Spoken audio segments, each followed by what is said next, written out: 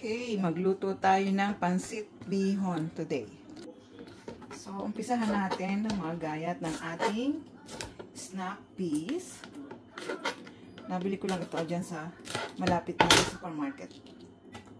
Kapitbahay namin yung supermarket. So, bili tayo ng gulay para sa ating pansit bihon. Actually, nagayat ko na yung ibang mga ingredients. Ito, ang ginagayat natin is yung snap peas.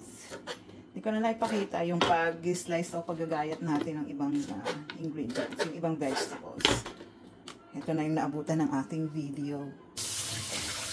Tiyasan natin ang ating snap peas. Ilagay natin dito sa ating plate. Ayan. So, meron tayong bell pepper, red bell pepper, onion, and snap peas. Now, ang sunod naman natin is slice is itong ating zucchini. Yan. Malit lang siya. Oh, ayan, zucchini natin. Binili din natin sa supermarket. Habang nag-slice tayo ng gulay, inom tayo ng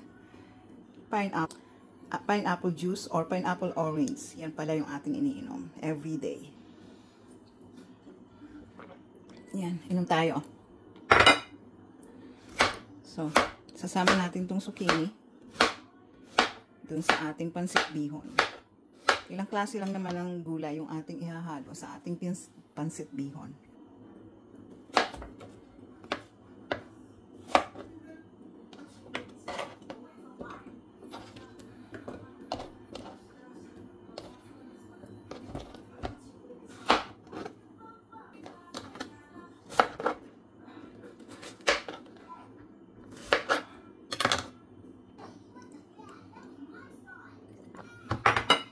Now, bawang naman yung ating slice.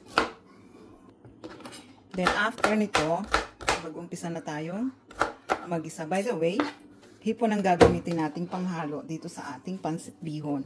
So, ito yung ating lulutuin, pansit bihon.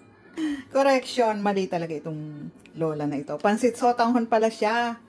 Ayan, o, nakalagay. Pansit sotanghon. Hindi kasi marunong magbasa. Yan, pansit sotanghon pala. Pansit bihon. Ako ng pansit bihon. Sotanghon po ang lulutuin ni Lola for today. And ang gagamitin natin is hipon. Yan ang ating isasama na